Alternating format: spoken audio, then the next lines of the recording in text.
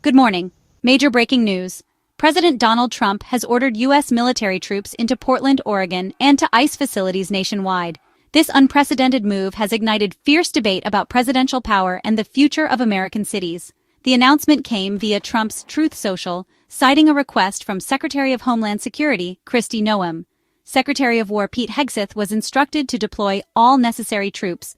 The president claims Portland is war-ravaged and ICE facilities are under siege by Antifa and other domestic terrorists. He's authorized troops to use full force, though specifics remain unclear, fueling public anxiety.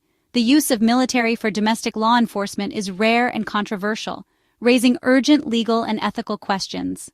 This order challenges the rights of states and cities to govern themselves and tests the limits of presidential authority. The nation is now watching to see how local leaders, federal officials, and communities respond. The story is developing rapidly, with deep divisions over immigration, protest, and federal intervention. To understand what's at stake, we'll examine the events leading up to this moment and hear from all sides. What does this mean for Portland, for the country, and for democracy itself? Let's break it down. The roots of this crisis stretch back months. Protests at Portland's ICE facility have intensified, fueled by anger over Trump's immigration crackdown. Demonstrators have blocked entrances and disrupted operations, escalating tensions. The situation exploded after a deadly shooting at a Texas ICE facility, where a gunman killed a detainee and injured two others before taking his own life. Federal officials say the attacker targeted ICE agents, raising fears for staff safety nationwide. Days earlier, conservative activist Charlie Kirk was killed on a university campus, sparking outrage and calls for action against left-wing groups. In response, Trump officially labeled Antifa a domestic terrorist organization, a move that further polarized the nation. The administration argues these violent incidents justify a military response. The Department of Homeland Security had already increased security at ICE sites. Now, Trump's order takes it to a new level. The deployment of U.S. troops marks a dramatic escalation in the government's response to unrest. The nation is on edge. President Trump insists the military deployment is necessary to restore order. He describes Portland as war-ravaged and claims local leaders have lost control. Trump blames Antifa, now labeled a domestic terrorist group, for orchestrating violence and attacks on federal property. By framing the unrest as a national security threat, he argues a military response is justified. The decision, he says, was based on a request from Secretary of Homeland Security Kristi Noem, citing imminent threats to federal employees and buildings. After the Texas shooting, the administration claims local police can't guarantee safety. Only the military can. Trump's rationale boils down to 3 points. Media group. Chaotic protest scenes with fires. City streets filled with demonstrators and smoke. Masked protesters clashing with police at stock at distribute underscore equally. Cities in chaos. Domestic terrorists at work. And the need to protect federal assets. He believes only federal force can restore law and order where it's broken down. Critics say this is an overreach. Supporters call it decisive leadership. The country is left to decide, is this protection or provocation? The stakes couldn't be higher. Oregon's leaders were blindsided by Trump's order. Governor Tina Kotek and Portland Mayor Keith Wilson say they weren't consulted, learning of the deployment through social media. They accuse the federal government of interfering without cooperation or consent. Governor Kotek rejects Trump's war-ravaged description, insisting Portland is safe and calm. She refuses to authorize the Oregon National Guard to assist federal troops, setting up a direct standoff. On the ground, reporters found only a handful of peaceful protesters at the ICE facility, contradicting claims of a siege. This gap between presidential rhetoric and local reality is fueling outrage. Oregon's congressional delegation condemned the order as an authoritarian abuse of power. They argue Trump is manufacturing conflict for political gain, targeting a progressive city to rally his base. The confrontation is now a national flashpoint, with state and federal leaders locked in a battle over control. The question, who decides what's best for Portland?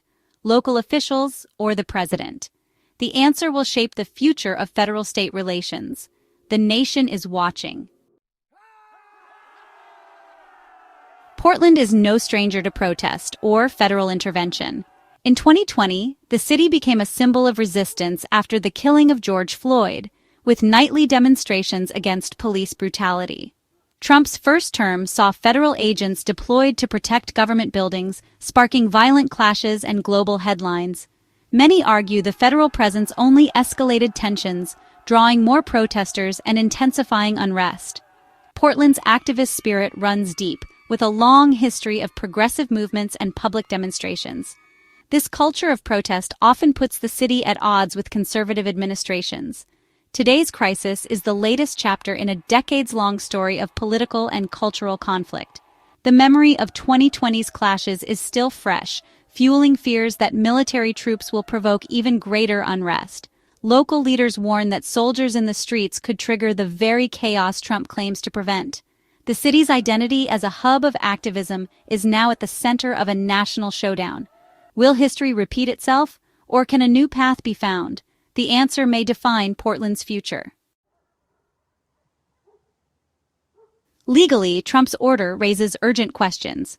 The Posse Comitatus Act generally bars the military from domestic law enforcement, but the Insurrection Act allows exceptions if local authorities can't maintain order. Trump argues Portland meets this threshold. Oregon's leaders strongly disagree. The Pentagon was reportedly caught off guard, with confusion over the mission's scope and rules of engagement. Critics warn this could set a dangerous precedent, letting presidents use the military to override state authority. Supporters say it's a necessary tool to protect federal property. The courts may soon decide who's right. This isn't Trump's first clash with local leaders over troop deployments.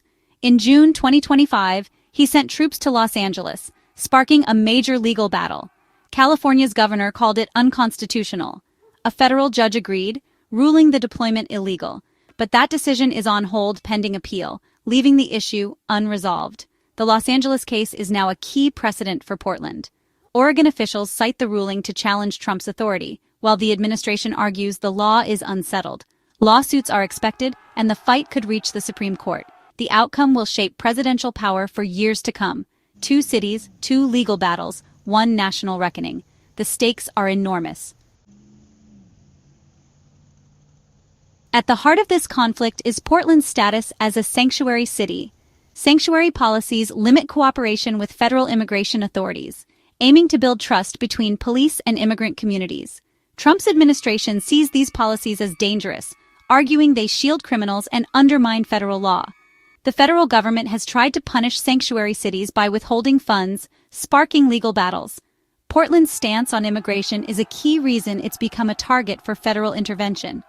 The protests at the ICE facility are a direct response to this clash over immigration policy. For Trump, sending troops is about more than restoring order. It's about challenging a city that openly defies his agenda. The showdown is as much about values as it is about law enforcement. The nation's immigration debate is playing out on Portland's streets. This isn't just Portland's story, it's America's. At stake are fundamental questions about power, democracy, and the rights of states versus the federal government. Who decides when a crisis justifies military intervention? What happens when local and national leaders see reality so differently? The conflict exposes deep divisions in American society, with competing narratives shaping public opinion. It also tests the boundaries of protest, dissent, and free speech in a democracy. How we resolve these questions will define the future of political activism and government authority. The legal and political battles ahead will reveal the strength of our democratic institutions. Will we settle disputes through law and debate, or descend into deeper conflict? This moment is about more than one city or one president. It's about the principles that define the United States. The nation's eyes are on Portland, and the outcome will echo far beyond its borders.